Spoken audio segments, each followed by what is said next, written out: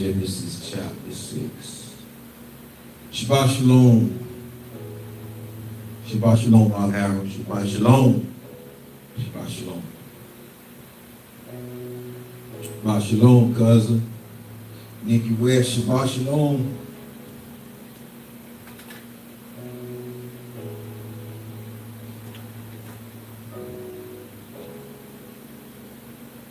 The entitlement today is the battlefield. The battlefield is the mind. I thank Yahweh for all that He has done, all that He continues to do. in this place in my life to bring me to a place which I am at today. But I still have more mountains to climb, more territory to take. And I thank Yahweh for giving me the vision on how to do those things outside of the pulpit. I thank Him. And I thank Him for making a way for me to provide a platform for people. Many of you on Facebook that are not in Orlando. We're in Orlando. This is a place where Yahweh provides a platform for people to come and to hone in on Yahweh and their skills concerning Yahweh. This is Yahweh's house. It's not my house. It's not my house. When Yahweh sends someone, He's sending you here that He can begin to hone you and skill you and mold you. He sends you here. Yahweh sends you here to help you. That's what He does. That's why He brought me in. He brought me into this place to help me to understand self and to understand this world. But I had to understand my mind, because my mind is the most valuable part of my being. It's my mind. And there are some things that have been placed in your minds. I hear a lot of people talk about Satan. The first time you'll see him is in 1 Chronicles. A lot of people talk about the devil. A lot of people talk about forces of this and forces of that and kingdoms of this and kingdoms of that. But one of the first things that Yahweh did with me was He began to stretch. He began to stretch my mind. He began to deal with my capacity and to bring me out of the normal thinking of Christendom and the normal thinking of what I heard my parents or what I heard my grandmother, what I heard other people say. And I thank Yahweh for that, for bringing me through that and for training me up for such a time as this. Y'all has made me an olive maker. He has made me to stand up where other people did not dare stand up, to go where other people would not go. I come in here on the Shabbat, on Fridays, Wednesdays, Sundays. I come in here because this word has to go into the airwaves. It has to go into the airwaves. And the only way that you can hear the word is if the word is spoken. I love people. I like my people, but my job is to put this word out on social media, on YouTube, because no telling who will hear it or when they will hear it. But one of the first things that I had to deal with, I had to debunk a lot of the myths that are in Scripture. And everybody wants to have this type of deity, or this entity, this type of opposition that they're fighting. But the greatest opposition that you're going to face is the opposition of your mind. It's defeating mind, defeating self, because self is going to come up and self is going to rise up and it's going to try to counsel you. It's going to try to counsel you as if it was Yahweh. But what I have to do is I have to start examining self.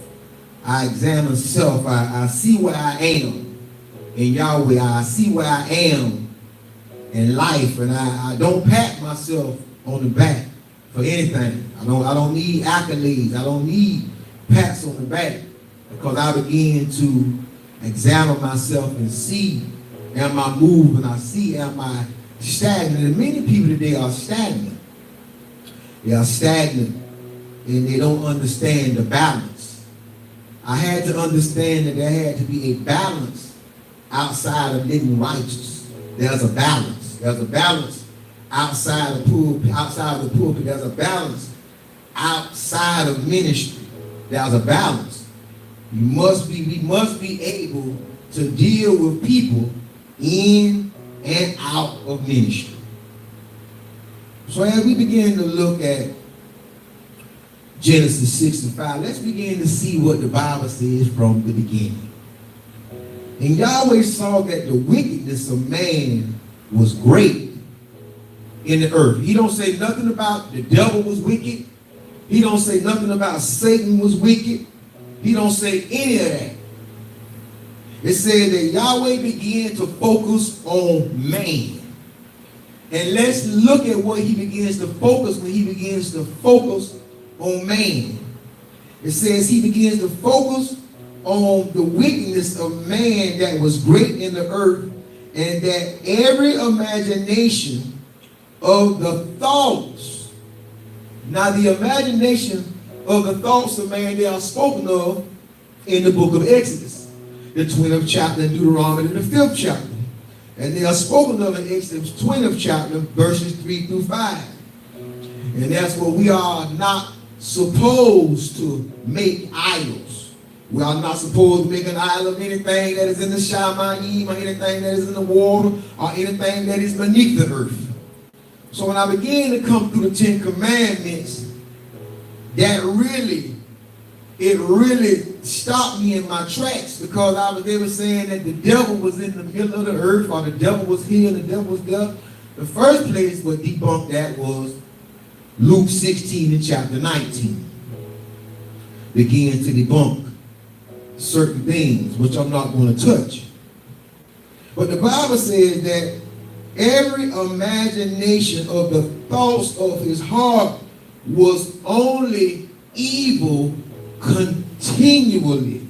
So there's some people that are not dealing with some evils, and they are not dealing with their thoughts, because their thoughts begin to understand some things about a thought. A thought is spirit.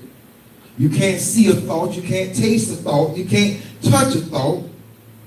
But thoughts begin to become actions. A man can't stop his actions, because the thought begins to show through your mannerisms. It begins to show through, no matter how much you try to hide it or try to cover it up, it begins to show through what you call body language. If it does not show through verbal language, it'll begin to seep out. It'll begin to show in your spiritual life. It'll begin to show in your physical life. And it'll be shown because you will become to a place of stagnation, and you won't be productive. You won't be productive. See, I'm not one that thinks that I'm anything. Yahweh has all kinds of people in the pulpit, so if I was to fall out the pulpit today, it wouldn't stop Yahweh from what Yahweh is doing. It wouldn't stop him one bit. It wouldn't slow him down. So I'm not that important to the move of Yahweh. Many of us think that we are important. We think because we live a certain way. I used to think that. But Yahweh began to reduce me. He began to allow me to see that, listen, you must remain productive in ministry and outside of ministry in order for you to be what is created. Happiness is a created environment. It is hard for one to be happy when they are lacking. It's really impossible. So a lot of people that's lacking, so when they lack, they lash out. When you know you're lacking because you're slacking. I run those two together. You're going to have plenty of lack in your life when you slack. Because wasted time is the only thing I know to mankind that cannot be resurrected. Wasted time. I'm not one for wasting time. I'm at the halfway point of my life. I know where I'm going. I know where I want to go. And I know how to get there. I know how to get there. So I'm not for wasting time. I'm not for arguing with anybody, for debating with anybody. Either you have an understanding of where you're going, or you don't have an understanding of where you're going. And at 50, it was mandatory that I knew where I was going. Especially for me to get up here and begin to talk to the mass and begin to talk to people. I had to know where I was going.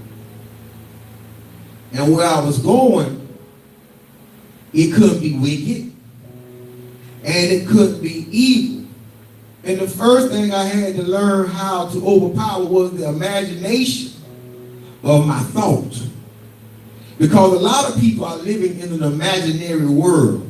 The imaginary ability of the mind has many people in a psychosis, a type of psychosis. Because they don't want to deal with what's realistic. They don't want to deal with what's in front of them in their lives. Every day I wake up to deal with what's in front of me in my life. As I lay before Yahweh today, I don't know, maybe for about 6 hours alone. As I lay, Yahweh began to take me. He began to show me different things. I drifted in, I drifted out. He began to, he touched my body first. He touched the ailments in my body as I lay before him. And then he began to show me how he has and what he has used me for. And a lot of times you need to know your worth. You need to know your worth. So Yahweh began to show me my worth, how I've been there for people. And I've been there for people my entire life, but most so in ministry, I've been there for people. Would give you the shirt off my back, would share my laughs with you, would do whatever I can do for you. But we must remember that there's a grind in life, and one thing I understand is I have to keep grinding. You got to keep grinding, people. You got to keep grinding. If you don't have a grind, you must come up with the grind. Are you going to wind up being unhappy? And if it's one thing that I always resort back to is that Yahweh did not send out beggars. I don't come on Facebook to beg. I don't come on no social media to beg nobody for anything. Teach on the offering, teach on tithe. If you believe in tithing, if you believe in offering, then that's okay. If you don't believe in it, that's okay. But it doesn't matter to me one way or the other. Because Yahweh shows me, he gives me an ability, he takes me outside. He shows me various ways to bring money into his kingdom. Because money is needed in the kingdom of Yahweh. Money is needed for you to live day to day, every day. People have children, people have grandchildren, people have great-grandchildren. And those great-grandchildren, they have to be taken care of. And every grandparent, every parent wants to show love to their children. And they want to show love to their children through things that money can buy sometimes. A trip, an outing. So we must understand that we are no longer dealing with corn and grapes and wheat. We are on a monetary system now. The system that was in the Bible was called a bartering system. It was a bartering system. There's no bartering system. I doubt if there's a bartering system in the city of peace. In the morning right now, I guarantee that there is a monetary system. There's a monetary system that has been replaced. There's nothing wrong with the monetary system itself. When you fall in love with money, or you fall in love with the monetary system. But men begin to imagine on how to come by way of money. Men and women begin to imagine on how. It starts with a thought. So Yahweh said that it was a time where he peeked in and looked at man. And it says every imagination was only evil continually. No devil, evil. The thought of man is what y'all call the devils. Satan is what y'all call, that is the thought of man. Nothing exists outside of the thought of man. You can read this Bible and you can go on Revelation, you can see Satan, you can see the devil. But when you go back to the root of things, It is the evil that begins to be dispersed from mankind. It's the stagnation. It is the laziness that begins to be stagnated, and the laziness that begins to come from man. And when that begins to come from man, it possesses a negative energy, whether you want to believe it or not. It's a negative energy that you are throwing off. I don't care how cool you are. I don't care if the crowd like you. I don't care if the people like you. It's a negative energy. The crowd don't live with you. The people that's patting you on your back, they don't live with you. They know very little about you. Y'all need to follow me today. And the Bible says in verse 6, and it repented Yahweh that he had made man on the earth, and it grieved him at his heart. This is Yahweh. And Yahweh said, I will destroy man whom I have created from the face of the earth, both man and beast, and creeping thing and fowl of the air, for it repenteth me that I have made them. But Noah found grace in the eye of Yahweh. You have to ask yourself, why did Noah find grace in the eyes of Yahweh? Because Noah was a mover. Noah was a producer. Noah produced. See, there's only two types of people in this world. There's producers. There's consumers. There's righteous. There's unrighteous. Many people see black and white, yellow, brown, but I only see righteous and unrighteous. I only see consumers and producers. You have owners and you have buyers. You have sellers and you have buyers.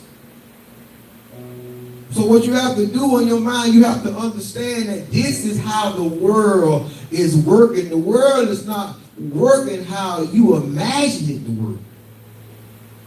One time I had an imaginary mind, and I thought that just because I was living above reproach and I wasn't doing anything and I was keeping the laws, the statutes, and the commandments of Yah, I thought that the temple that I had back then would stay open. I used to tell people, look, you can leave your wallets in your pocketbooks in the cars, we check for souls at the door. Sounded real good at the time, but I lost that seat. I lost that seat because it takes money to operate. No matter how cool I was, no matter how light I was, it was somebody that you got to pay rent to. You got to pay your way in this world. And one thing I learned, how to pay my way. Because everybody in this world gets used, but you have to like the way that you're being used. Once you don't like the way you're being used, then it's trouble in paradise. It's trouble in paradise. It's the thing that's going to change. It's when you say the rubber meets the road or it done hit the fan. Because you don't like how you're being used. You know, most people will say 50-50. I say 100-100. One hand washes the other, but there begins to be a problem when the other hand can't wash the other hand. There's a problem. Y'all got to go back. Y'all got to begin to rethink. You got to begin to rethink some things in your lives on how can I get from point A to point B, because Yahweh is not going to get you there. He's not going to take you there. He's not going to get you there, I promise you. I promise. I see people every day. Say they know the higher power and they still wait. Well, they'll be waiting until their deathbed. Look at all the people you know that died in their mischief, died in their folly. They died in their folly. I know plenty of people that died in their folly. See, one thing I learned about life goes on with or without you. It doesn't matter. Yahweh have put this place in motion. And Yahweh says, I give you dominion. I give you dominion over the erects, over the earth. I give you dominion over the fish. I give you dominion over the people. But Yahweh never gave us dominion over the soul or the spirit of man.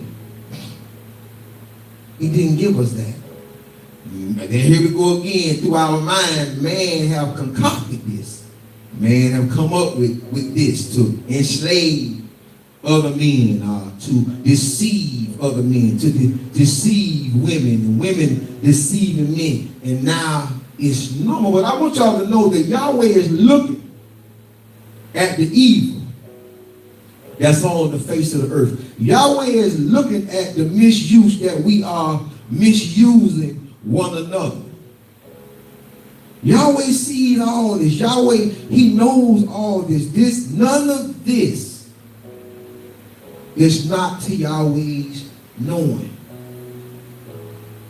So for all of you out there that's grinding, don't complain about going to work. Don't complain. Don't stop saying you're going to the plantation. Stop saying you're working for the slave master. No, you're working for your family. No, you got a job. No, you're free, but you got to free yourself mentally.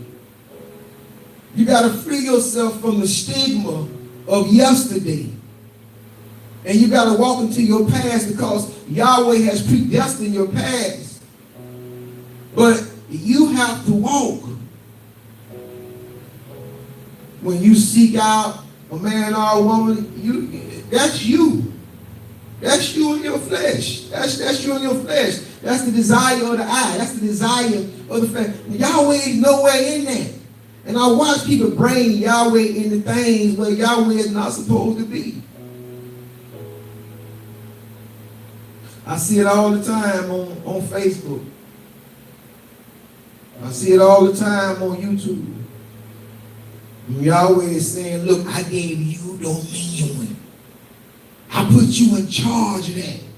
That's like having a field or having a garden. You plant the seed, but you don't go get none of the weeds off the seeds. You don't get none of the pests, or none of the pesticides. You don't do none of the pests or none of that out of your garden. You let the grasshoppers eat the leaves and eat your crops. You let weeds grow in and choke your crop out. Yahweh gave you the seed. He gave you the seed to plant and to till and to keep. To make that garden bring harmony with Yahweh. To bring harmony in your life. To see those things come up. And to see those things begin to grow. And those things to begin to disperse fruit. We are the same way. We are seed that Yahweh planted in the earth. And when Yahweh get the weeds from around us, and Yahweh get the pests and all these things, we are supposed to grow and come forth and bring forth fruit. But for some reason, our mind, the imagination of our minds, have beguiled us. Who have beguiled you? Who have bewitched you? To think that you don't have the power and authority to change your life. Yahweh has given you the power and authority to change your life. There's atheists and there's people in this world that don't even believe in nothing. And they're going to live that day. They're going to go to the grave with no ailments. They're going to go to the grave in old age. Why didn't Yahweh kill them? They didn't believe. They didn't live righteously. Because this entire world is in a perpetual move. Once Yahweh put it in the movement, once Yahweh put it in place, it's for man to sustain the move. To sustain the move, to continually move. That the way Yahweh should have you to move. Look at verse 11. Look at verse 11. The earth also was corrupt before Yahweh, and the earth was filled with violence. The same way that the earth is filled with violence today. Where the way that people are discriminated against because of your skin color, because of your race, and because of your age. But Yahweh wants us to figure it out. Yahweh wants us to figure a way, because that's going to make our Father proud, because we begin to move in him. And once we begin to move in him, just like you have children, when your children begin to conquer certain things that stood in front of them, you're a proud parent. You know, you proud of your child all the time, but when something begins to take your child out, something begins to take your child into a downward spiral of depression, that begins to affect you. To see your child in that. But there's nothing you can do about that. There's nothing you can do about your child going into that downward spiral, because it's mind over matter. Because it's mental. It's mental.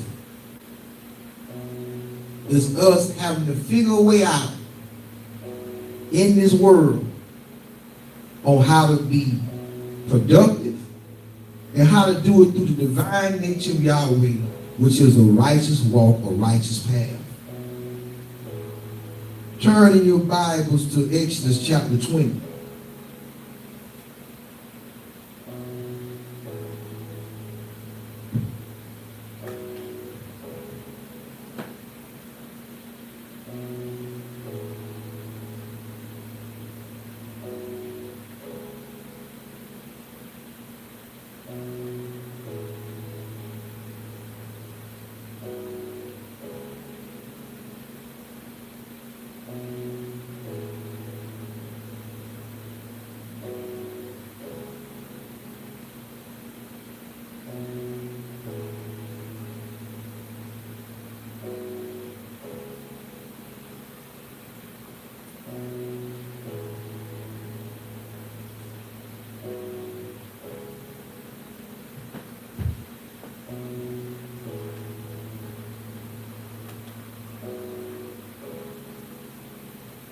Exodus chapter 20, verses 3 through 5. This is what we have done. Thou shalt have no God, no deity, no power before me. Okay? Thou shalt have none. Thou shalt not make unto thee any graven images, or any likeness of anything that is in the heavens, that is in the earth beneath, or that is in the water under the earth. Thou shalt bow down, thou shalt not bow down thyself to them. Now when you start bringing the devil and Satan, Hashatan, when you start bringing them into the picture, you breaking the commandment. You broken the commandment. You broke the commandment. Where in the Bible do Yahweh tell you to fear the devil? Where in the Bible do Yahweh say that you're supposed to be attacked by anything outside of your mind? Because we going somewhere. The greatest opposition known to you is self. It's your mind. Ask me. I know I have not always been here. I struggle. I got a long ways to go, and I'm gonna get there. I'm gonna go. I got this far. I'm gonna go. I just need a few more pieces.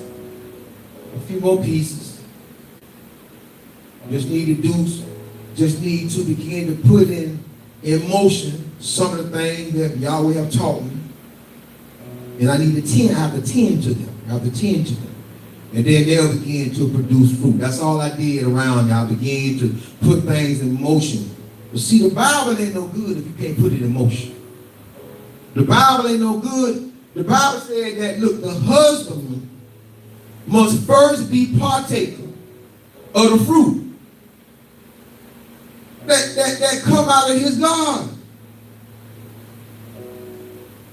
I live according to the word. I have to be first partaker. I had to know the healing power of Yahweh. I had to know that Yahweh will heal your mind. I had to know that Yahweh will mend a broken mind, what you call a broken heart. I had to know that Yahweh is all power. He's all knowing. He's every place. He's everywhere at all times. But he's watching me. He don't want me to need his help around every corner.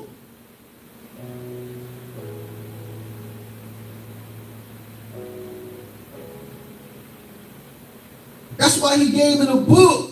So I wouldn't look for him around every corner, but I would do what he said, and that would take me around that corner. To that straight and around another corner. By doing what he said in this book. Y'all got to believe the book. You got to believe that Yahweh has placed the power. What's the purpose of the anointing if you still got to be looking around every corner from Yahweh? What's the purpose of being trained in this book and walking in righteousness if you got to look around every corner for Yahweh? I know he's there because he's omnipresent. He's all power. So I don't have to look for him because he's there. He is a higher. He exists.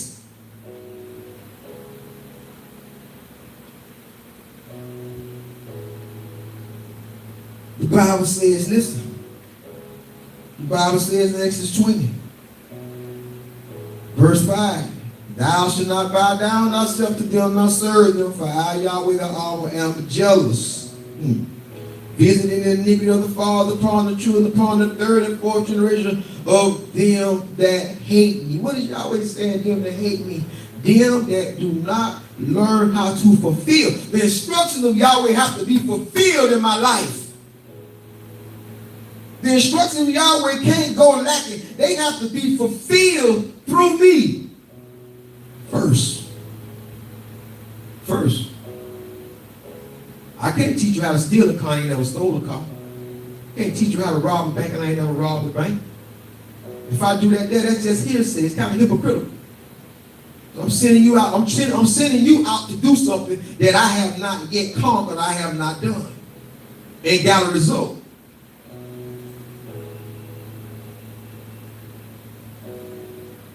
Listen, the Yahweh that I serve, I don't know who you serve, but the Yahweh that I serve, he is in a mode. He's moving in evidence. There must be evidence in my life. There must be evidence in your life. Not told, but seen.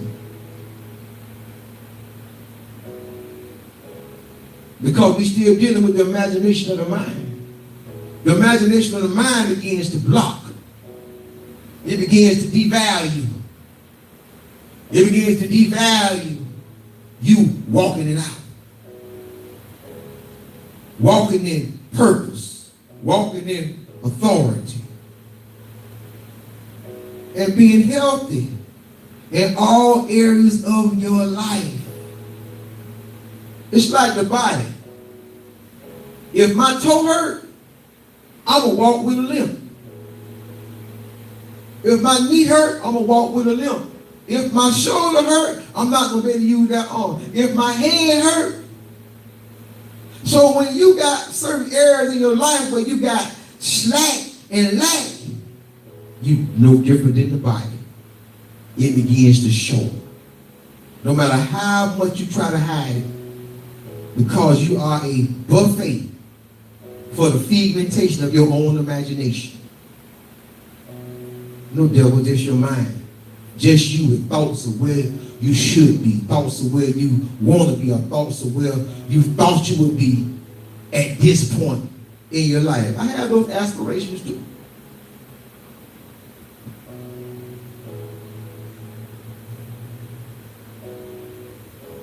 But in order for me to do them, and to be taken seriously, it's going to take money. When I lined up everything else in my life, I can hear y'all, I can walk in y'all, I can talk to y'all, I can lay on the floor, and Yahweh begins to talk, he begins to teach, he begins to touch my mortal body. I remember one time I was in here praying, and Yahweh said, get up. Stand to your feet. He said, get out, get out. Get out of my presence. Because I've given you everything you need to be the difference. Yahweh has given you everything that you need to be the difference. What are you waiting for? What are we waiting for, people? When that sky crack open, that ain't what you want. As we approach Yom Teruah, which that is going to be the feast day of the coming and the return, whatever you call it, whatever you say, I don't know. It's so many doctrines, there's so many believe this, so many don't believe that. I'm not even in the hustle and bustle of that. But I'm saying our mind, the man is our mind. I can't work with this person. I can't work with that person. And I can't do this and I can't do that. I learned a long time ago when I started saying what I couldn't do, then I was blocking and stopping Yahweh from who he would bless me with, who he would put in my path.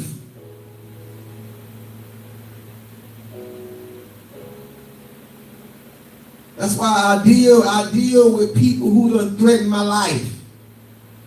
I deal with people who done talked about me, probably still talk about me to today, but I still deal with them.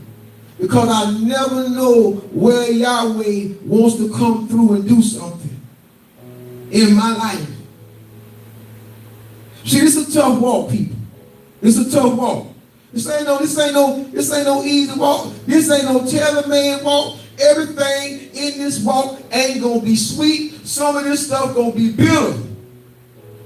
In order to get to Yahweh, in order to get to the provisions of Yahweh, because he's building character.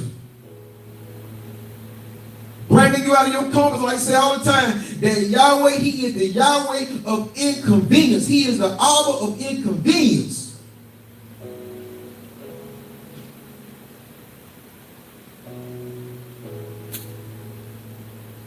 So we have created this pigmentation of our imagination, the devil and Satan. Well, it's in the Bible.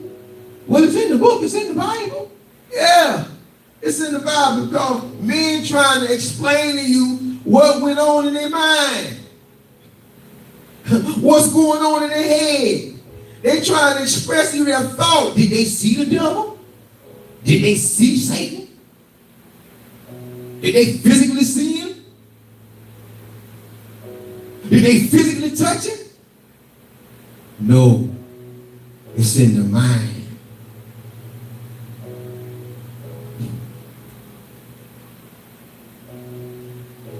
Let's look at Revelation. Let's look at Revelation 16. Let's try. Let's look at Revelation 16. Revelation 16. And it speaks of the devil, but I know who the devil, who's Satan. I know his thought. Listen, the Bible said that David, the Chronicles, the first time you hear it, the Bible said that David, it said that Satan, it said that Satan forced David's hand. I said something, it said that Satan did something to David where David numbered the troops. That's what the book said. So no, what came to David was a thought. Why did David think these things? Because David had made mistakes. David had made some big mistakes in his ministry. He had made some big mistakes in his life.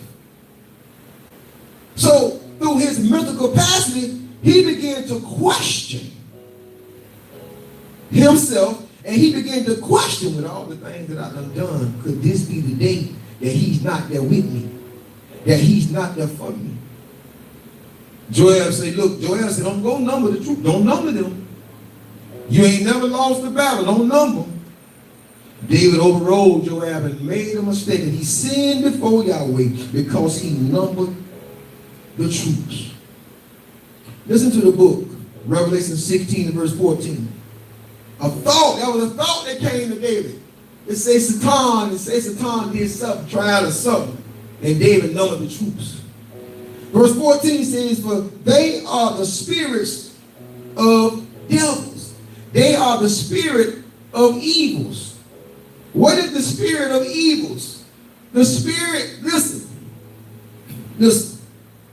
unclean spirits is a thought. Why is unclean spirits a thought? Why is unclean spirits a thought? Because unclean spirits come from what? Come from man that is spirit. That we forget that we spirit. So because you are a spiritual man, you produce spiritual thought. Spiritual thinking. Because when you think something, can't nobody see what you're thinking. Don't nobody know what you're thinking. Why? Because your thought is in the spirit. The only time somebody knows what you're thinking is through your actions. Then they know what you was thinking. Now you pull a gun, now they know what you was thinking. You pull a knife, now they know what you was thinking. You argue, you fuss, now somebody know what you was thinking. Because now what you have done, you have transitioned and you have brought into fruition the spiritual thing. You have brought your spiritual thing, your spiritual thought into fruition, into carnalization, into carnality, through these carbon bodies. Y'all designed us to tell on ourselves through these carbon bodies. Unclean spirit is a thought. Why is the thought? Why is the thought? The thought is unclean because man is a spirit and his thought is unseen, making its spirit unclean energy, motives, and intention. You making up stuff and you're hindering yourself when you make these things. Because you don't need to add anything else to what already opposes you, which is your mind, which is your situations that you come in, which way you came through. You come through your childhood. You come through things that don't went your way, things that didn't go your way, things that happened to you, things that didn't happen for you. So you coming through all this stuff and you come up to this point now. And all that stuff is still with you.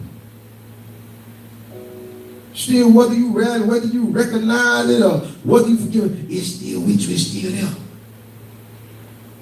Still there. Listen to the book. For they are the spirits of devil working miracles, which go forth unto the kings of the earth. Who they go to? This is a thought. This is a thought that's going to what? Going to the kings of the earth and the whole world. These are thoughts. And the miracles are done because man began to do these miraculous things through a thought. Whoever would have thought that you could make it to the moon?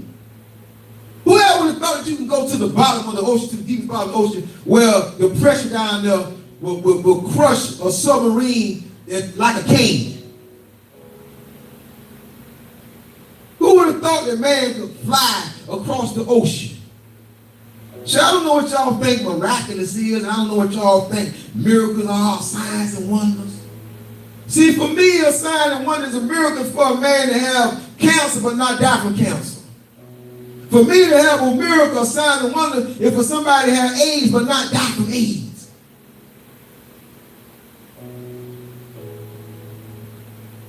I don't need to see them take a test and it's not in their body. That's what happened to Shaul. Shaul said, look, I had 3 times, and Yahweh said, look, my grace is sufficient. That thing gonna prick you all your days. And this was Shaul. That thing gonna prick you, that thing gonna beat you, but you gotta find a way, Shaul. You gotta find a way to move. You gotta find a way to be effective with what pricks you. I went to the old folks' home this morning. Went to see my elders this morning. Went to the old folks' home. And I see all the old people in there. And man, they in them wheelchairs. They grabbing a hold to the wall. And they making a way, they find a way to get around that nursing home. Some of them take their feet and they take little baby steps and they'll finally get up that hallway. How can I lay down? How can I quit? These people have disabilities.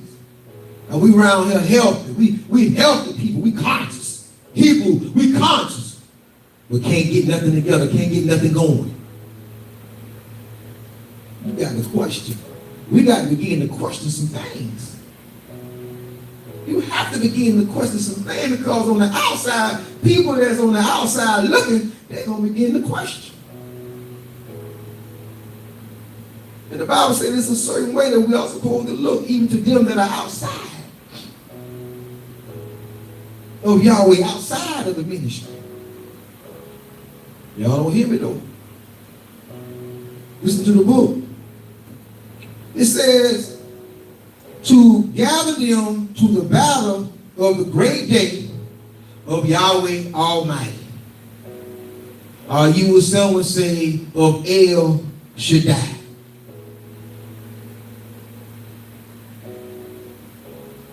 So the battle is not Armageddon, it's not Megiddo, it's not the battle of Jehoshaphat. The last battle, which is man. Man battling man. Man battling man mentality. Listen what the book says. It says, behold, I come as a thief. Blessed is he that watcheth and keepeth his garments, lest he walk naked, and they see his shame, which is your deeds, but your deeds do follow you. Since y'all want to be washed away from your sin, nothing can wash away my sin but the blood, y'all, you want to wash, but your deeds do follow you. And he gathered them together into a place called, the Hebrew tongue, Armageddon. And the seventh angel poured out his vial into the air. Now, where he poured it at? He poured it into the air. And there came a great voice out of the temple of Shamayim from the throne, saying, it is done. Now, if it's done, if it's initiated, who has to finish the deal? Man got to finish the deal. We have to finish the deal. We got to come back to rational. Our thinking. People have taken this Bible, they made this Bible a fairy tale. And when you make this Bible a fairy tale, then now your life becomes a fairy tale, but that's a real world. That's so the real world not lining up with the fairy tale you're living in. That's going to be a problem. Because you're living in a fairy tale, but you're living in the real world. So now there's going to be a collision, there's going to be a clash. Been there, done that, been there, done that, been there, done that, been there, done that, been there, done that. It is the thoughts that's hindering you. It's what you're listening to that's hindering you. See, the Bible says that he that is not a doer of the word, he have already deceived himself, or she have already deceived herself. The Bible says, but he that is not a doer, you got to do what the word is supposed to produce in our lives. We're talking about going back to the morning. We're talking about going back to Africa. But the word needs to produce wherever we are. It needs to produce in America. Yahweh wants to flex his muscles in America because America is the greatest country on the face of the planet right now. So that's why Yahweh has us here, because Yahweh wants to flex his muscles here.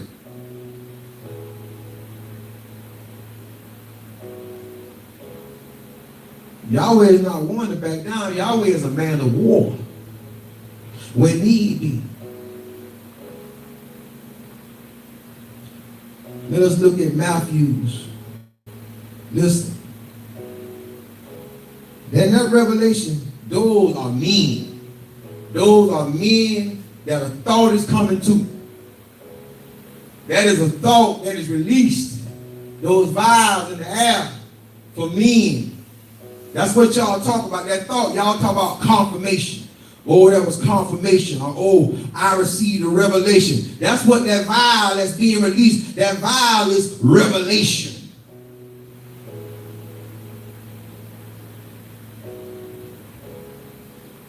Turn to Matthew 12 and 43. I ain't tired. I'm just fed up. I ain't gonna never get tired. But what I do get is I get fed up. I get fed up with the foolery and the fallacy and the deceit. And I see many people that are deceiving themselves. because they're not a doer of the word. You sitting back. You sitting back for the only thing coming next is death. And death is fastly approaching. Death coming. That is sure it's for man to live and it's for what man to die. And then once man dies, what is then? Judgment. Listen to the book. 12:43. When an unclean spirit is going out of a man, let's get this right. Let's put this in proper perspective. When an unclean spirit, when a thought, remember what I took you through what the unclean spirit, when the thought, I'm going to show you what was cast out of these people in the Bible. It says, when the unclean spirit, when the thought is going out of a man, watch this here. That thought walketh through dry places, seeking rest, and it find none. Your thought, and thought, it shows back up. People know that relationships where they know they shouldn't have got back with that person. People know that with drugs and alcohol. People know that with places they don't be in. They know they shouldn't have went back to that place. They know they shouldn't have went back, but they went back. Why? There wasn't no this spirit, this thing. It was a thought.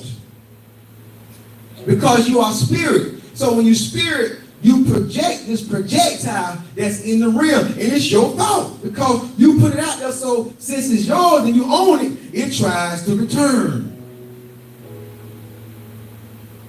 Verse 44. Then he said, I will return. Into what? Into my house from whence I came out. Oh, ownership. I'm going back from where I came from.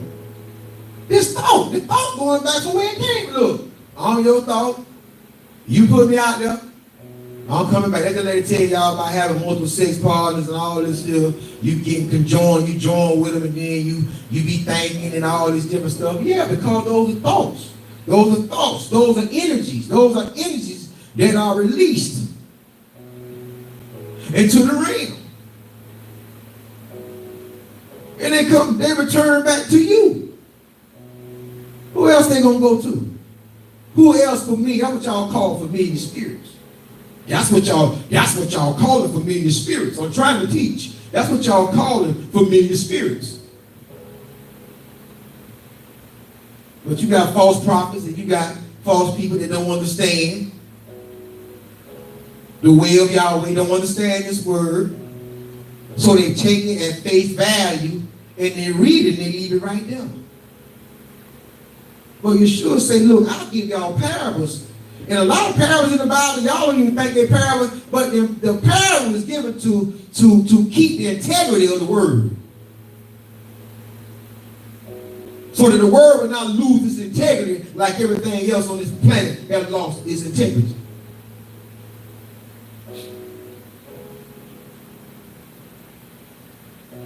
Then he said, I will return into my house from whence I came out. And when he is come, he findeth it empty, swept, and garnished, put in order. Why? Because you have a new thought. You have new thoughts. And that old thought is not accustomed to the new thoughts, to the new way of life.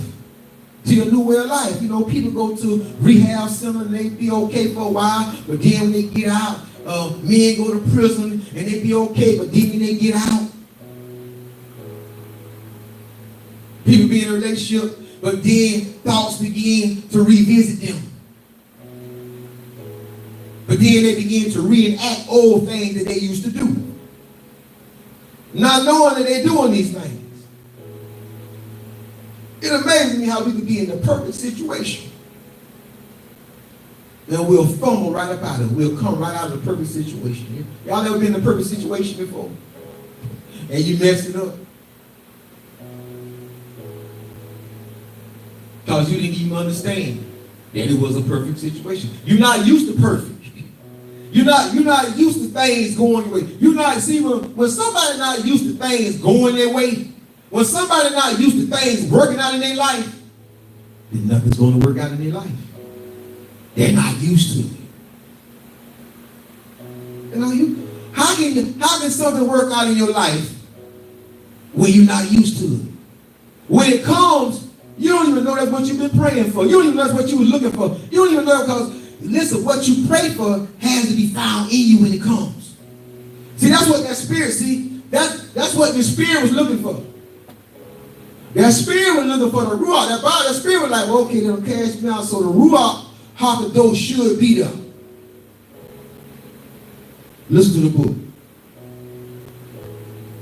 Then goeth he and taketh with himself 7 other spirits more wicked than himself, and they enter in and dwell there. No, in thoughts. Because you know how you get worse and worse when you go back to doing stuff or go back messing with somebody who you didn't mess, who you stopped messing with. And you get in cahoots because you forgot why you stopped messing with them. And then they into more now than they was when you first started messing with them. They into more stuff. They're more ruthless.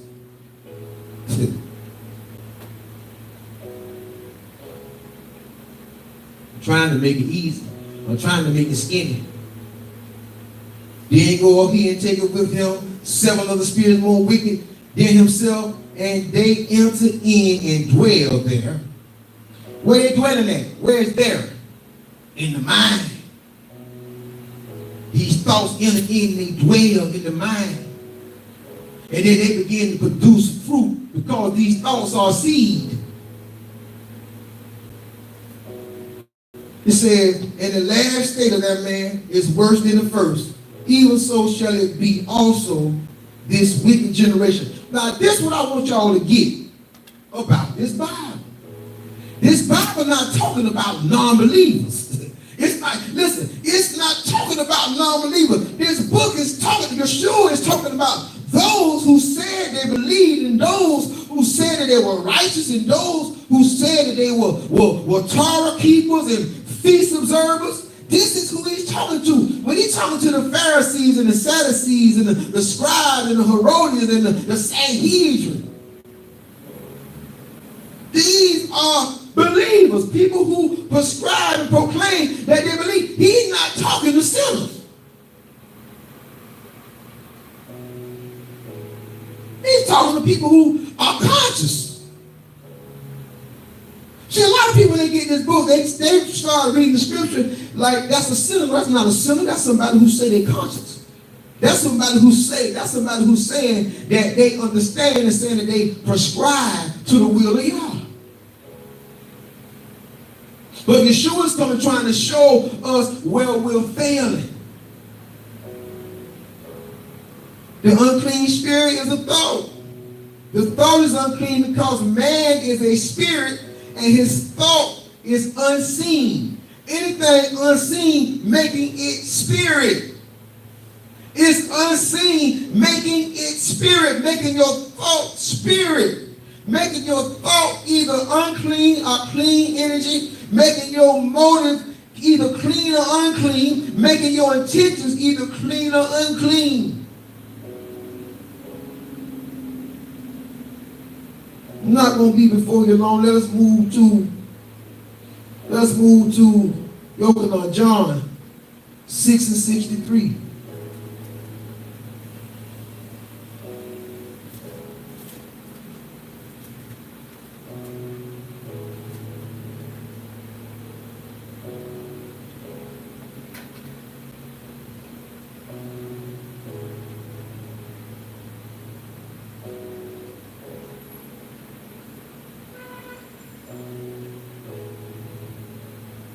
Listen, the human body does not think. The human body don't think. Okay? I want to say this first. The human body, before I go any further, the human body does not think. The human anatomy does not think.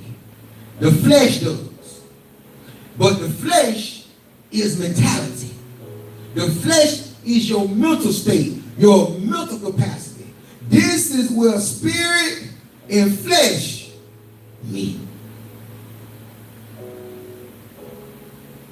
The battlefield is the mind.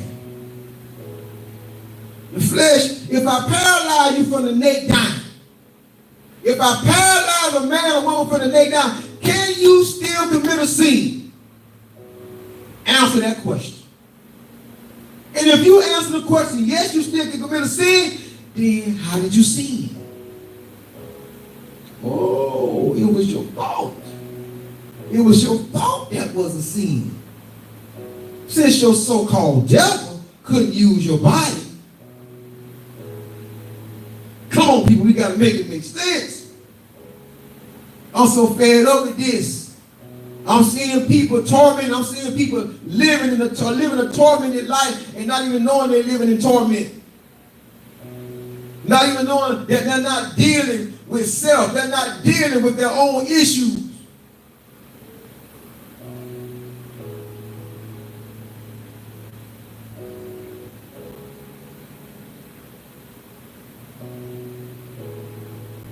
The human body does not think.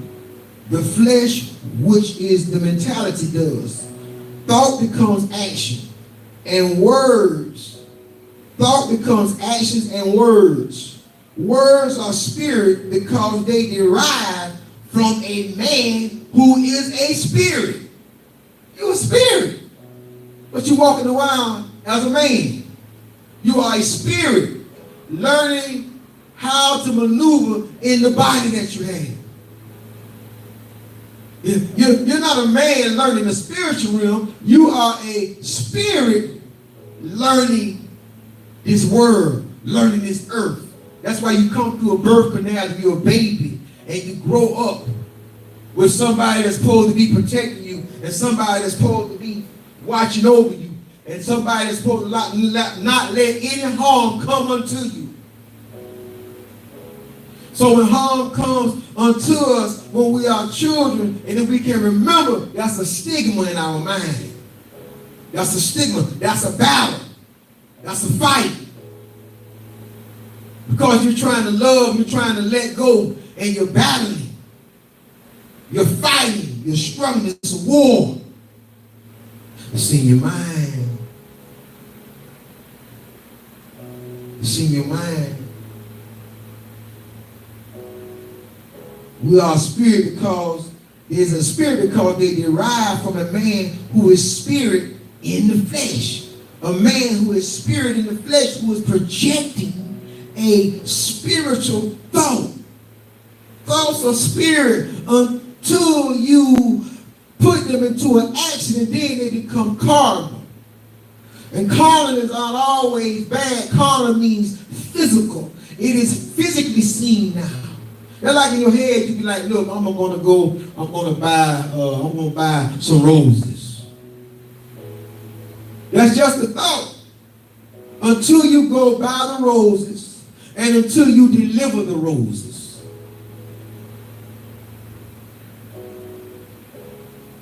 How to make it skinny, people. Making it skinny. But ain't nobody gonna want to deal with self. Ain't nobody gonna want to deal with their own issues. They're gonna always want to deal with other people. There's something about us. We always want to deal with other folks instead of cleaning up our own house. Well, see, I learned to clean my own house, and I learned to do a check and balance on me weekly. Check and balance to see where I'm weak and to see where I'm strong. And the places where I'm weak, that's what I work on. I don't work towards my strength. I work towards my weaknesses. The strength in those areas. Some of you getting stronger and stronger in your strength. That means that you're getting weaker and weaker in your weaknesses. Because you're not tending to your weaknesses, because you're tending to your strengths. And nobody likes to deal with their weaknesses. Because you have to study. You have to study those weaknesses. So you begin to lash out at others. You begin to see things that other people are doing when you ain't doing nothing yourself. So who are you if you ain't doing nothing yourself to tell somebody else who's doing something? Who at least trying, at least they're trying in their struggle.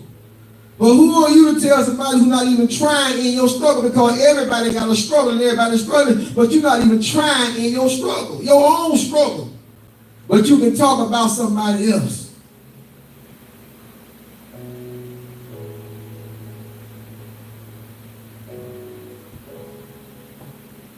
Yochanan 6 and 63. Listen to the book. It is the spirit that quickeneth.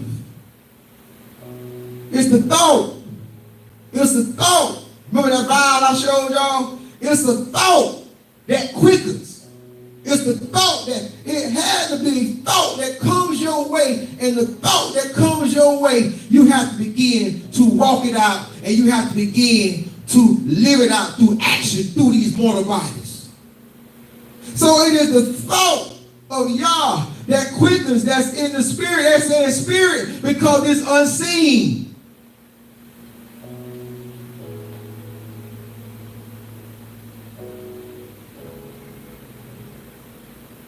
The flesh profiteth nothing.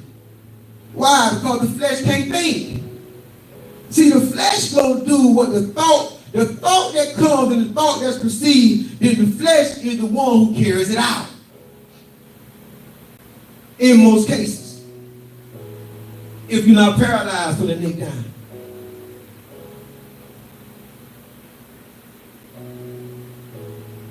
Listen, it is the spirit that quickeneth.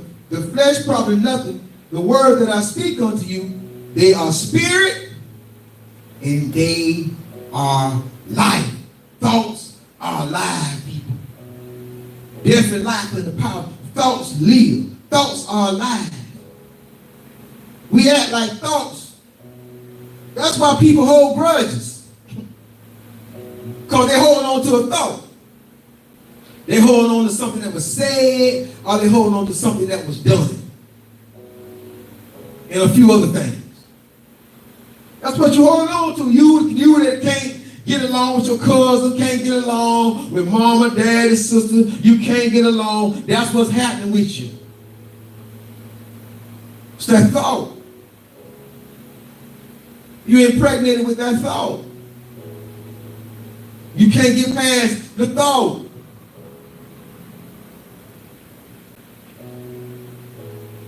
You keep remembering the thought.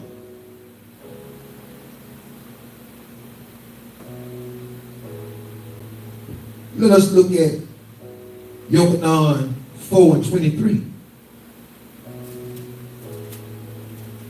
Keep y'all in John for a minute. But the hour cometh, and now is when the true worshipers shall worship Abba in spirit and in truth. In spirit and in truth. For the Father seeketh such to worship him. Where do you worship Yahweh at? You worship Yahweh in thought. You worship him in thought. And then once you begin to worship him in thought, it begins to come out through praise, through word. Through words and expression of your arms. And an expression of your feet if you're a dancer or if you're a stomper. It begins to come out. It begins to live out. You begin to live it out. What that thought is. You praise Yah in thought.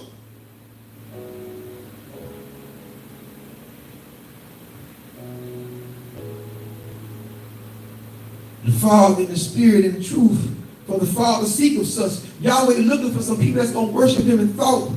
And then he knows through thought it's going to be generated through your actions. It's going to be generated through your walk, through your speech, through your life.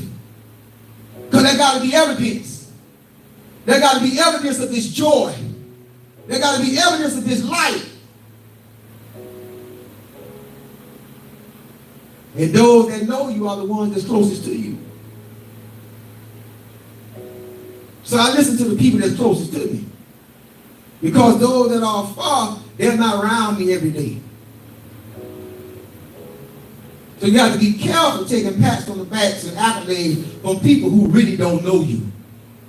Who really know nothing about you. Who really don't know your regimen. They don't know what you do on a day-to-day basis.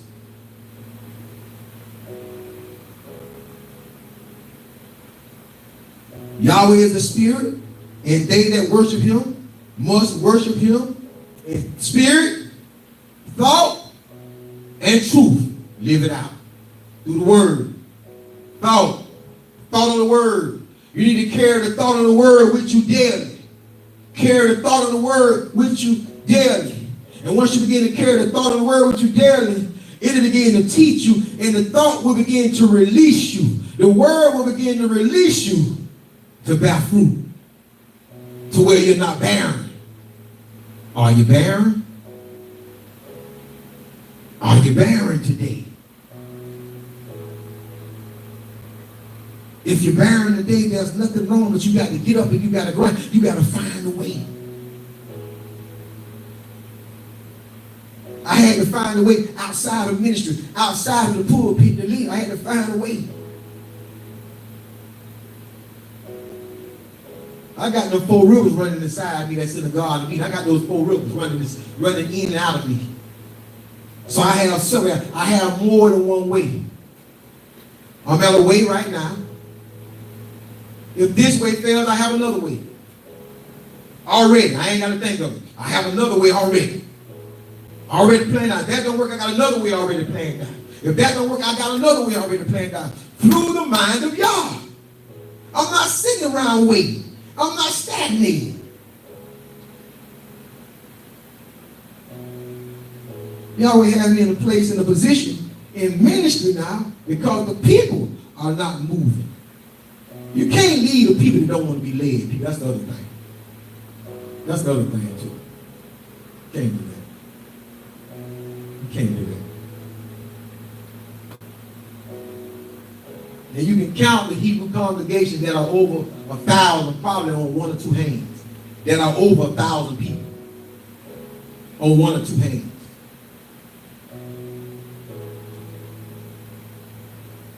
Well, I said the key word. 4:23.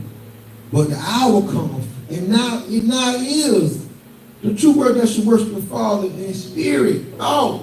They're going to worship him in thought. Their whole life is thought. Their whole life is thought of Yahweh, how to worship Yahweh, how to work out with Yahweh. How can I live this word out? How can I live this thought? How can I birth this thought out of me to where people can see how great and how good that Yahweh is? Oh, come taste and see how good Yahweh is.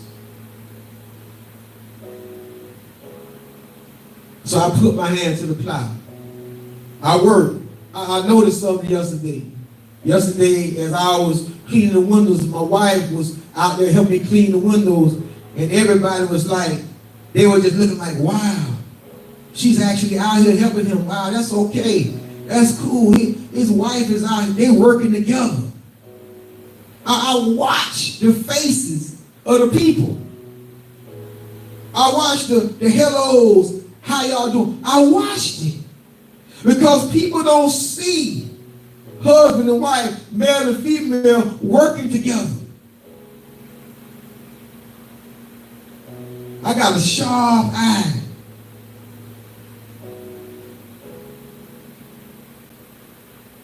Watching and listening and looking and observing. Because now you're living it out.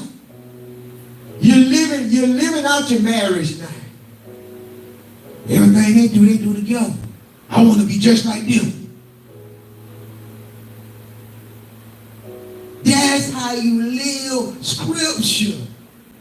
That's how you work for y'all. When the unbeliever, it was people walking by didn't even know they were Christians. They didn't believe in anything, but they were looking. And they were like, wow.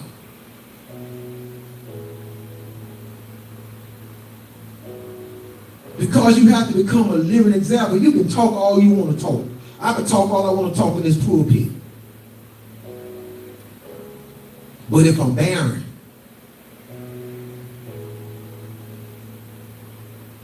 you always say, look, I ain't going to let you be barren.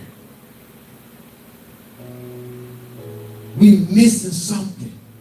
If you're barren on the other side of that camera, you're missing something.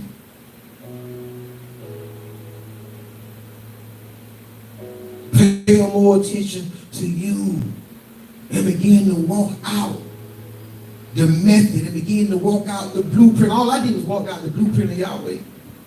I said Yahweh got 4 elements. You got air, you got fire, you got water, you got earth. The earth produces what? Seed, time and harvest. Grass don't always grow. Trees gonna always grow. Windows gonna always need to be washed because you got rain, you got dew. I hope y'all follow what I'm saying.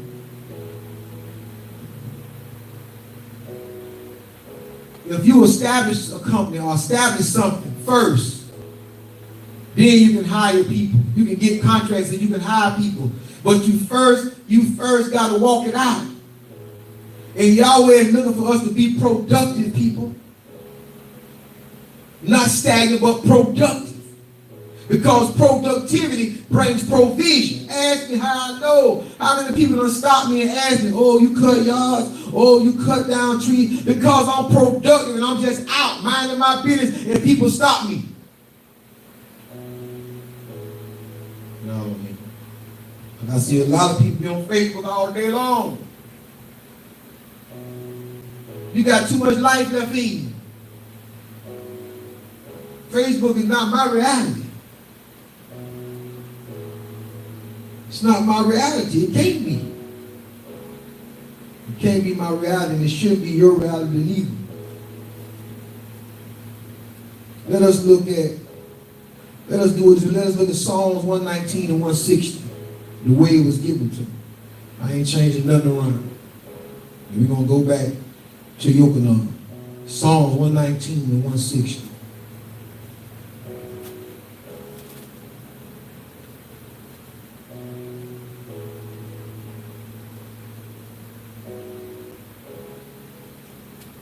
The word is true from the beginning, and every one of thy righteous judgments endure forever. Listen, the word is true. The word will produce. The word will bring forth. If we are that fertile ground, that fertile environment, if we're fertile, if we're inconveniencing ourselves and going out of our way, Yahweh will recognize that. But in your comfort zone, always in your comfort zone.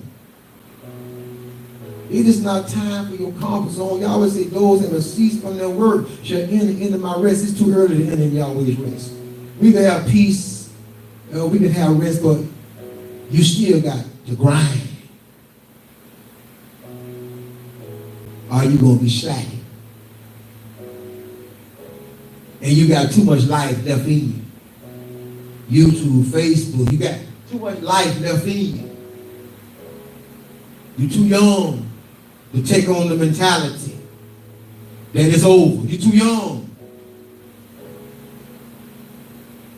There's life now, not life after death. There's life now. Live in the spirit now. Live out your thoughts. Let your thoughts exemplify and show the power of the mighty, mighty, mighty Shaddai, Shaddai, Shaddai, Shaddai, Yahweh.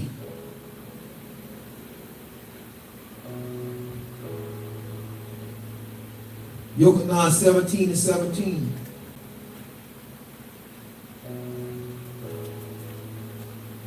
This verse is powerful. It's a powerful verse. No excuses, people. An excuse ain't never paid a bill. An excuse ain't never buried nobody that needed to be buried. An excuse is like, you know what, everybody got one. Well, this ain't happened, this didn't happen, this, and so what? So what? So what? And so what? And so what again? Still got life in your body? Keep it moving. 17 and 17, listen. Sanctify them through thy truth. Thy word is true. You know, this is for Christianity who trying to be sanctified through the blood. You cannot be sanctified through the blood because Yeshua tells you how to be sanctified. You got to be sanctified living the thought of Yahweh out. Living the thought that was released in that vow. Listen. Sanctify them through thy truth. Thy word. Thy word. The word is a thought. All word comes from a thought. When I read, I'm forming a thought. When I read the Bible, I'm forming a correlation of thoughts. And after the correlation of thoughts be conformed in my mind, then I begin to be transformed. Be ye not conformed by the renewing of the Bible, be ye transformed by the renewing of your mind. So when the thought comes, I have to process the thought. I have to check out the integrity of the thought process going on inside my head. You got to check out the integrity of your own thought. Because every thought that you have don't mean it's going to bring you into what it is that you were praying for. Don't mean it's going to bring you into your provision. May push you further and further away.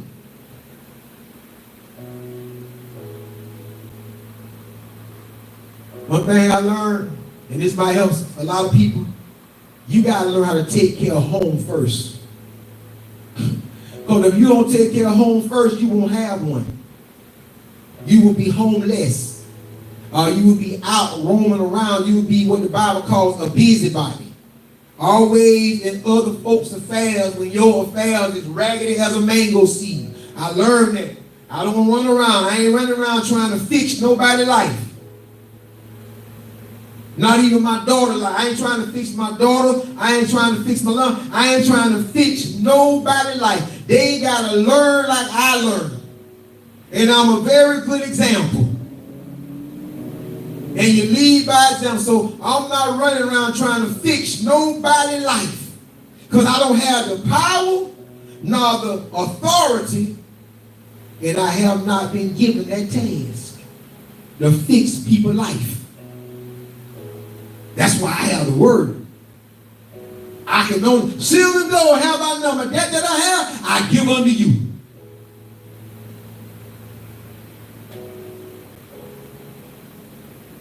What was he saying? He was saying, watch me. Watch me work. Watch how I walk this out. Watch how I walk in this power. Watch how I walk in this authority. The man said, can I buy that? No, you can't buy this. He went off on him talking about, can you buy it? Sanctify them through thy truth. Thy word is truth.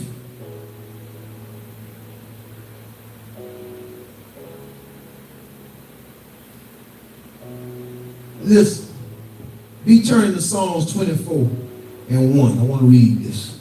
But how can Satan, listen, how can Satan give something that's not his? I'm not saying Satan exists.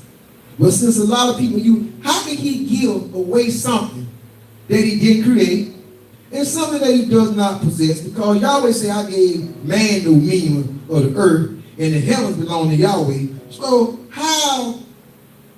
Oh, through your thought. Okay, through your thought. Through your thought. You thinking and giving power. You acknowledge. Listen to what the Bible says. The earth is Yahweh's and the fullness thereof.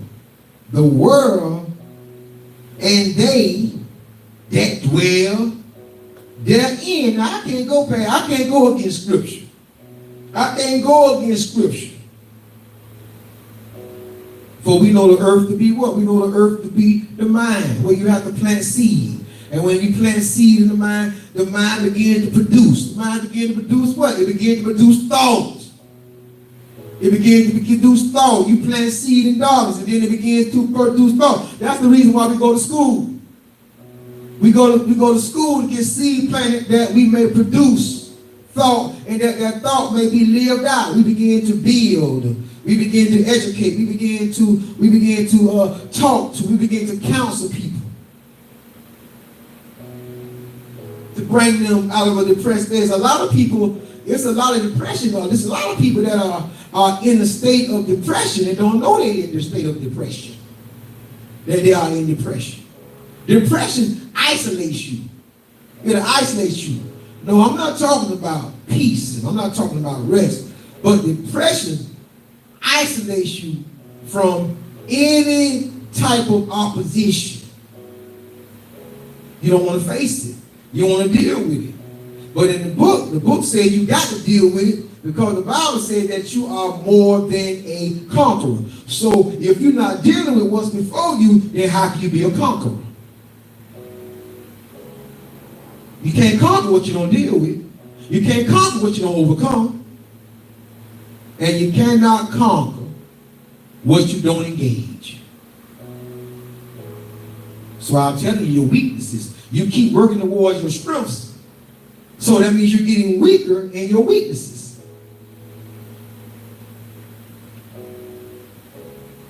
Well, Yahweh had given me an ability to turn on and off like a light switch. Because I know where to come. I know where to go. I know how to get there.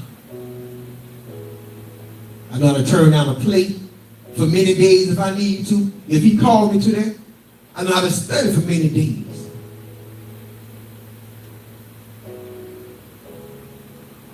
I know how to turn my back on everything in this world. If Yahweh called me to turn my back on the things of this world, the pleasures of this world.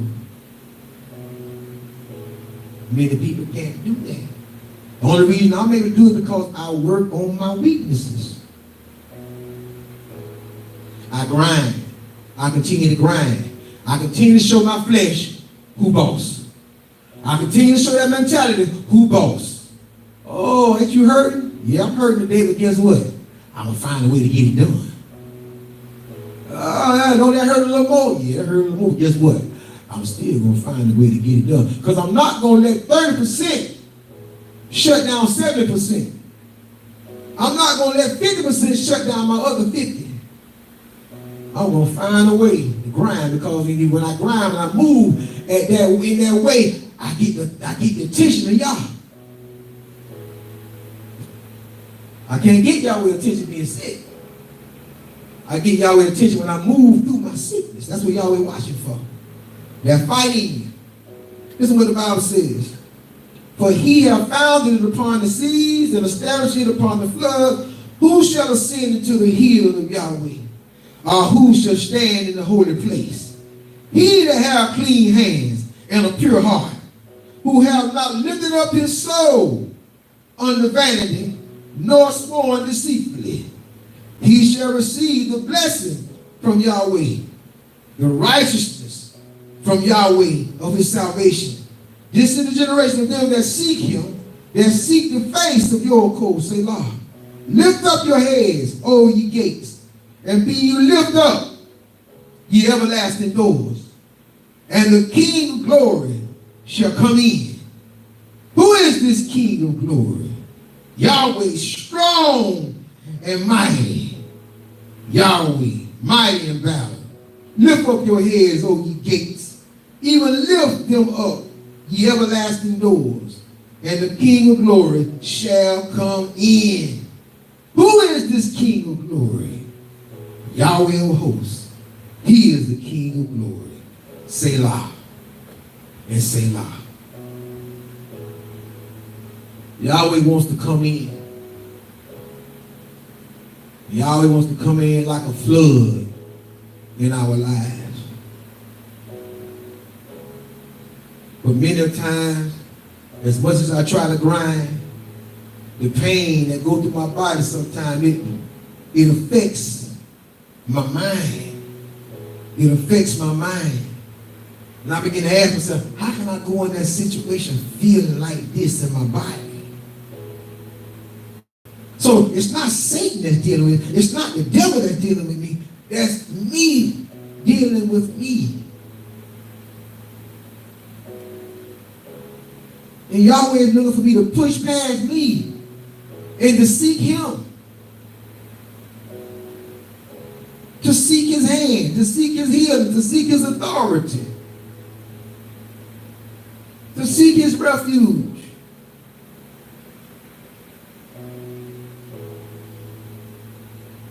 seek monetary gain. But I have to work it out. Bag of money not going to drop out the sky to me. I waited on that for some years. Didn't happen. Didn't happen. I shut myself in this sanctuary, and all I did was pray. Bill ran up so high, light bill ran up so high, I wasn't paying nothing. I just shut myself in because I was righteous, because I was praying, because I was doing his will, because I was doing work. I thought that was going to do it. But I was in my imagination, in my mind. Because the rent went up, the light bill went up. And after I got up and I came out of this place, I was burdened with the rent. I was burdened with the light bill. It was still there. It didn't miraculously leave. It didn't miraculously go away. I worked. Yahweh started sending me work. He started sending me work. He started taking work. People sending me work. That's when I finally realized you got to work.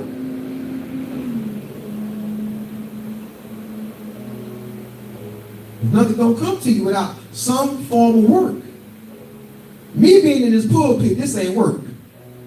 This ain't work. This is a giving because this is the Ruach. The Ruach, this is not me doing, the Ruach doing this, so this ain't even work. The Ruach just can't come up here, or it'll spook everybody. He come up here and get the microphone and talk. So, you know what I'm saying? Yahweh just needs a mouthpiece. So I'm the conduit. Yahweh speaks to me. After Shabbat over today, I'm going to work again.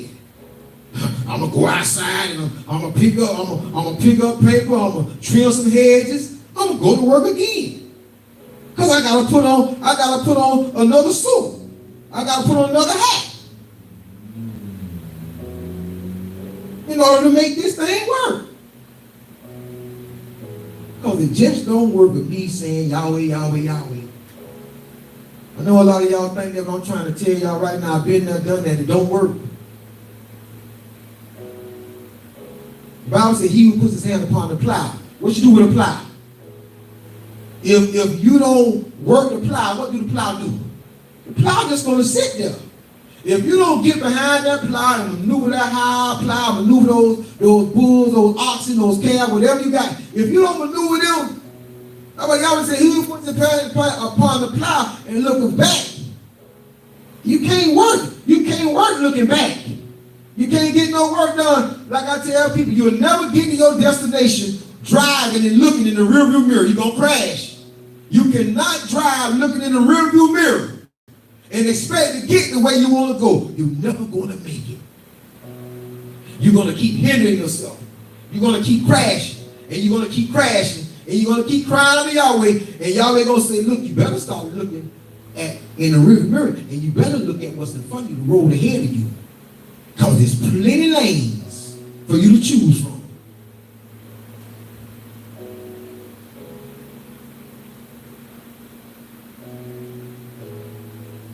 Psalms 115. I'm going to close.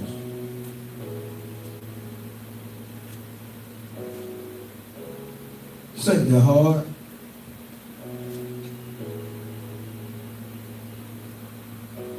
Hebrews don't want to work together, and they don't want to work for nothing. And do the t-shirts. He can do the landscaping. He can do electrical work. He can do whatever it is he want to do. He Yahweh.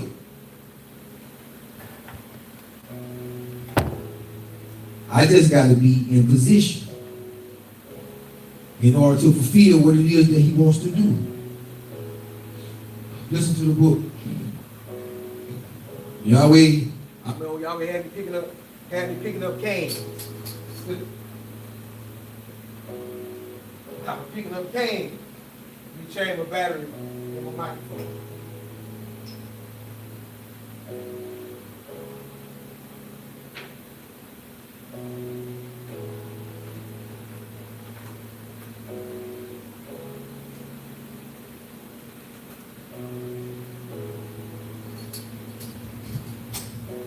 Yahweh had me picking up canes. I mean, Yahweh done had me, and I was a pastor picking up canes. I was a pastor. I was an apostle of Yahweh picking up canes. Yes. Yes. I was an apostle of Yahweh cutting people's yards. Yes. We didn't care about my calling. I went to school for computers. I went to school for barbering. Ran up a tab and student loan. I'm not a barber today. I'm not a barber. I don't cut out. But I know how to cut out.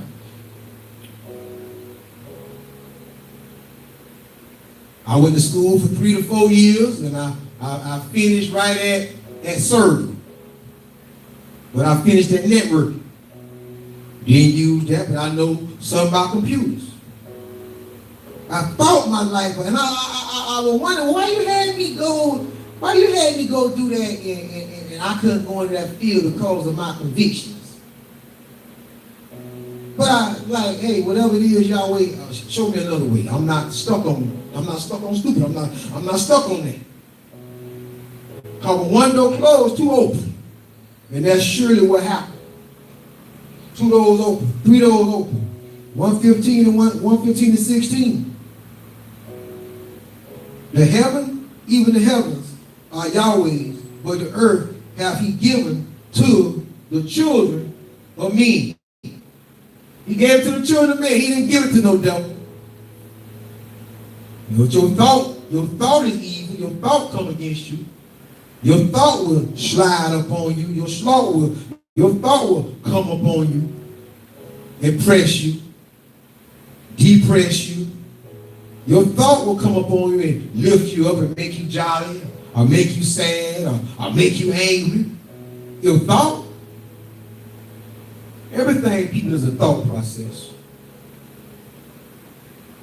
Wars and battles, they are thought of in 6 inches in a man's head. Strategies come from a man's head.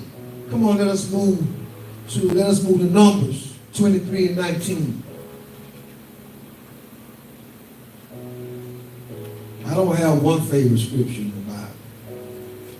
I have several. I love the whole book. And nothing but the book, so help me y'all. Numbers 23, sleep. Numbers 23, chapter 23, verse 19. Yahweh is not a man that he should lie, neither the son of man that he should repent. Have he said, and shall he not do it? Or have he spoken, and shall he not make it good? When Yahweh told me that he was my provider, that he would provide for me, that he would show me a way. Because Yahweh provided for me means that I got to begin to walk out his word, in his word, in order for the provisions to come in. What are you talking about? Remember that garden I told y'all? Remember that farm? Remember that I told y'all the harvest that I plant? Well, the harvest that I plant, Yahweh give me the seed to plant in his earth. And then the earth begins to get rain upon it, and the earth begins to yield what is in it. But I have to tend to it. I have to keep the weeds off the seeds. I have to keep the pests and the varmints away from what I'm cropping. I can't just throw the seed on the ground and then walk away and go in the house and then expect to come back a month later and I have a harvest. And that's what many of us are doing. We just disperse the seed. And what's happening when you disperse it, many of them not going to take root. And then the one that do take root is so far apart from your next harvest. Because here we move from harvest to harvest. That's what I teach. I don't teach season. I teach harvest to harvest. When you disperse that seed instead of planting and tilling and taking care of it, something may come up, but it's not going to be enough.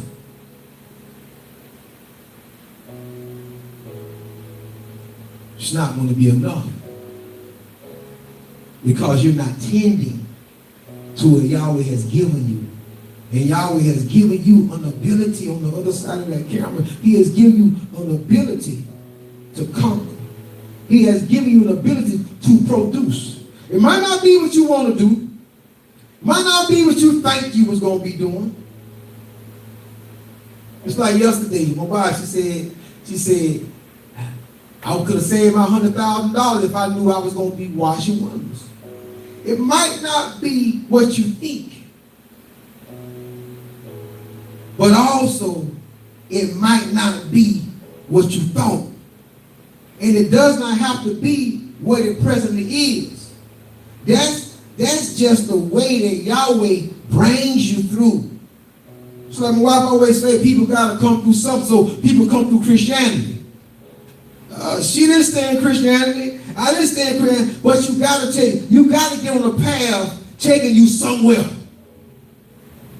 You cannot just not be on any path, because if you don't care where your life is going, then any path will get you down. But if you plan on going somewhere, you got to get on the right path. And Yahweh will use things to break you out of things.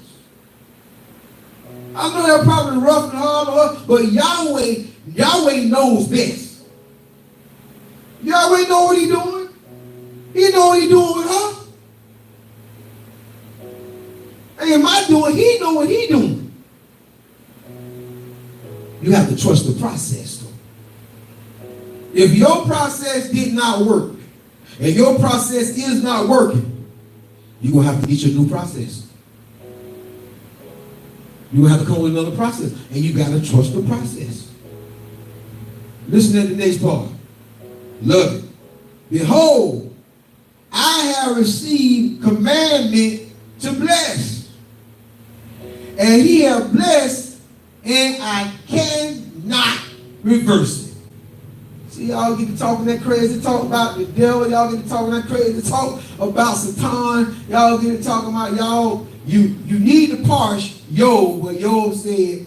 Yahweh giving, Yahweh take a. You better parse. You better go parse that so y'all can find out what he really was saying. Because he was in his flesh. He was in his flesh for one, and out of his mind.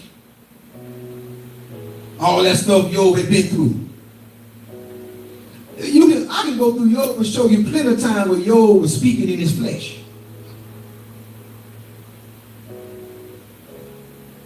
You go through there and you'll see where Job was speaking in his flesh. Job was talking in his flesh.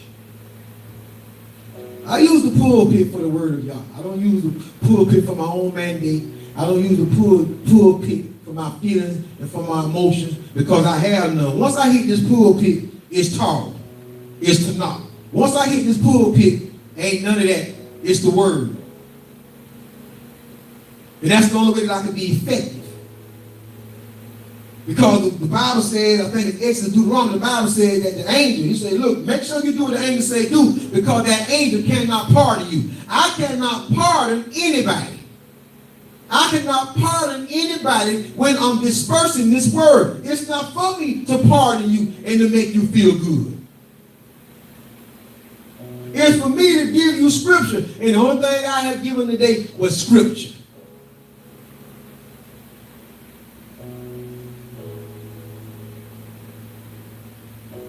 The Bible says, behold, I have received commandment to bless, and he hath blessed, and I cannot reverse it. I cannot reverse it. I don't cherry pick scriptures, but I just pull some of that stuff out because the way that we're going and the way that people are talking about the white man and, oh, I'm on the slave, I'm on the plantation, and all we is slaves that's working for a paycheck. And I'm like, man, these dudes is really over the top. That's what you think about Yahweh? You don't think that Yahweh is conditioning you for positioning? Now, if you stop the conditioning, then you don't have no positioning coming. You got to keep going through the conditioning. Now, that's why I stay in conditioning.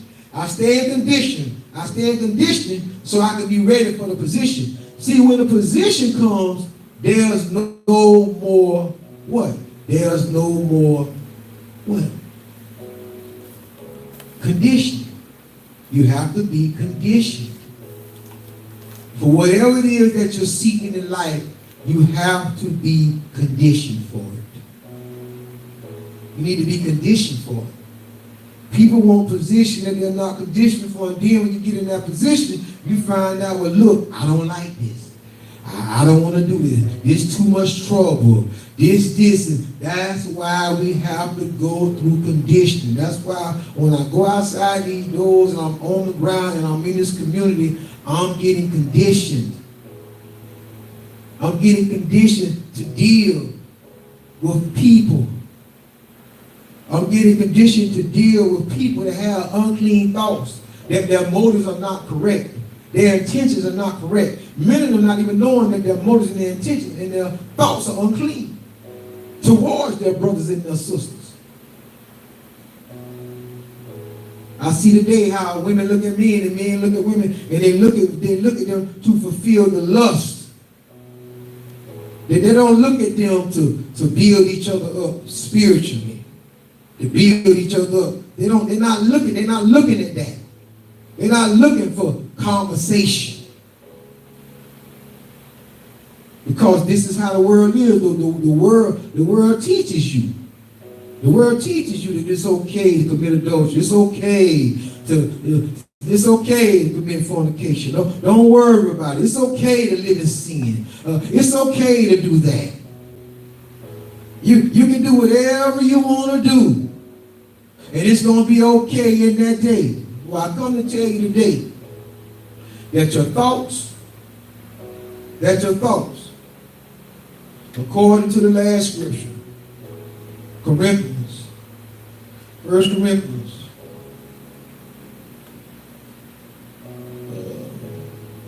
let's see, did I say 1 Corinthians? I think I did. 1 Corinthians, let's see what I want to do. I think it's 10, let's see.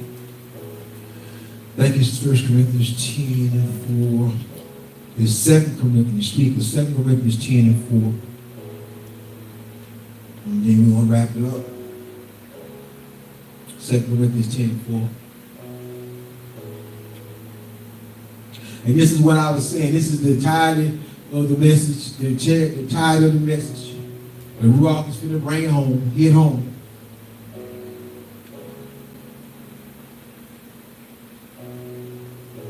I'm going to take it from the top. Now I, Paul, myself beseech you by the meekness and the gentleness of Messiah, who in his presence am base among you.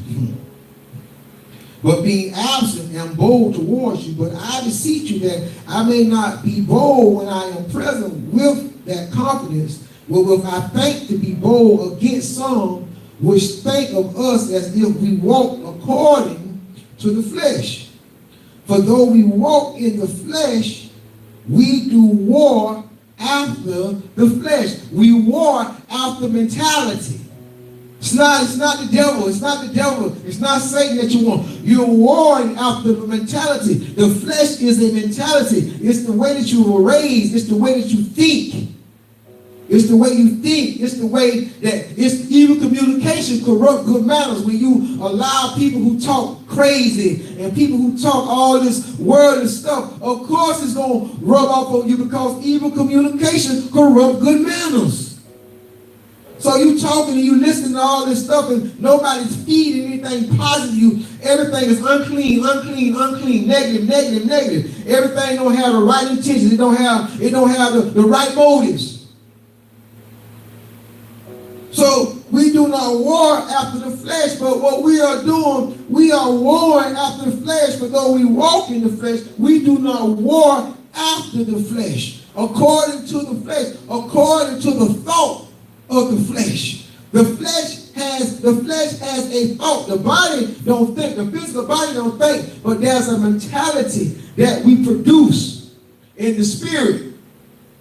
And we have to mortify. It's a thought. We have to mortify thoughts. We have to kill thoughts daily.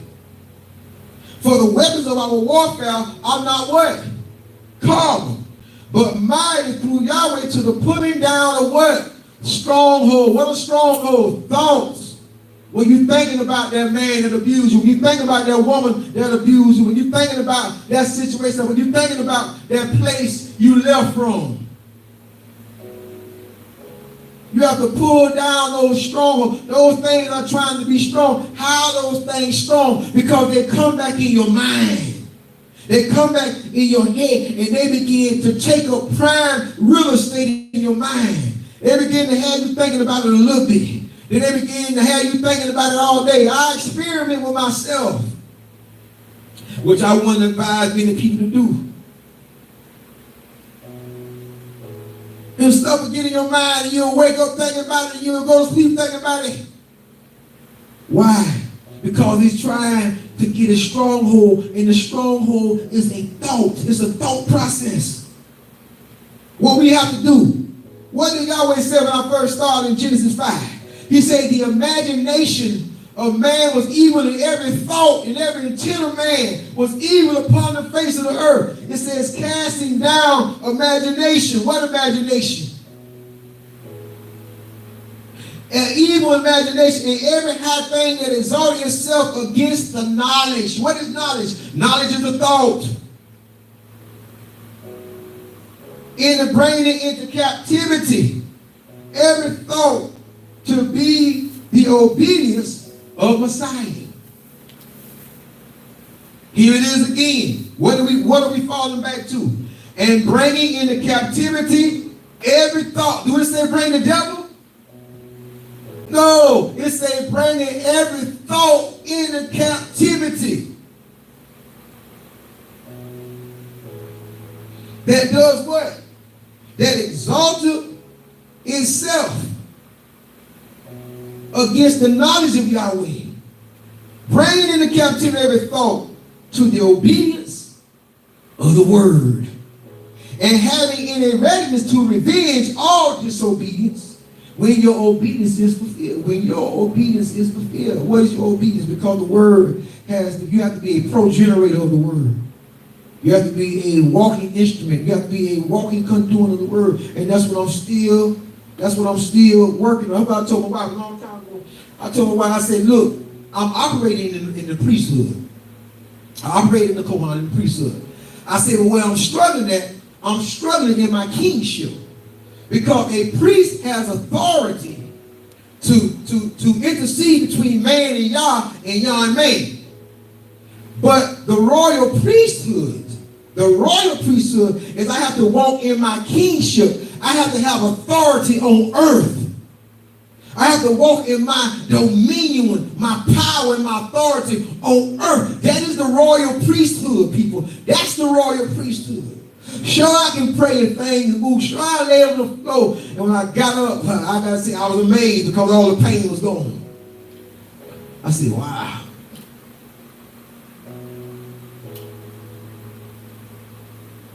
So I have my struggles because I'm struggling to make my mark in the Eretz. Okay, my mark made in the Shamayim, yeah, but I have to be balanced. I need a totality. I'm working on my totality. The totality of my being is spirit, body, soul. Spirit, mind, body, soul. Totality. And they may function as one in Echad.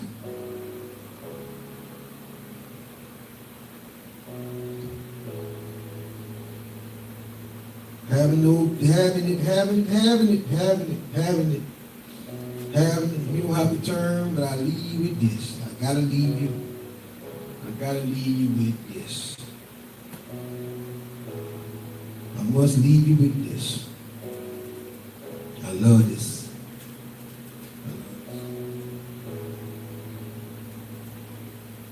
Let us hear the conclusion of the whole matter.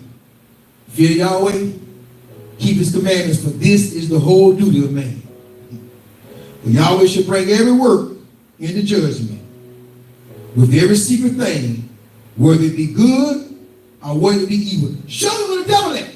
Show me Satan. Show me Satan here when you go before Yahweh, when you go before your creator. Show me. Y'all better leave that mess alone. Wherever that mess came from, I ain't even trying to study to find out where it really come from. I don't even really bother me to find out where. I just know it ain't right. I ain't worried about the pen of the scribe, how I got in the book, I'm not worried about it. Because the Bible says that the evil and the good that's done in this body, it be or whether it be good, saying, and Yahweh should bring every work into judgment with every secret thing. What's your secret things? Your thought process. What's your secret thing? Your thoughts. That's why I love y'all. That's why I can't have no ill intent towards my wife. I can't have no ill intent. Everything for got to be good. Because Yahweh gonna bring my thought. So you got people around here thinking stuff and they scheme and they be conniving and they just don't know that Yahweh got them. That's a sin in itself. That's why I worked on that. I tell people what I want. I tell people what it is. Listen, many people hold stuff inside. They hold stuff inside and let stuff escalate. And that's against the word. It's against the word. The word says if you have an ought with your brother, the word says if you have an ought with your brother, lay it down at the altar and you go and talk about your ought. But see, people saying that they in this book, but they ain't in this book because they not doing what the book say do. They not doing the totality. They cherry picking, they picking and choosing what they want to do. You got an ought, you just gonna keep the ought. Don't nobody know what your ought is, you just gonna keep the ought. Write it down. Make it plain, people. But this is the totality of the whole matter. Fear Yahweh, keep his commandments, but this is the whole duty, the totality of mankind. For Yahweh should bring every work into judgment and every secret thing, whether it be good or whether it be evil. This concludes our Sabbath service. I hope and I pray that it has been informative.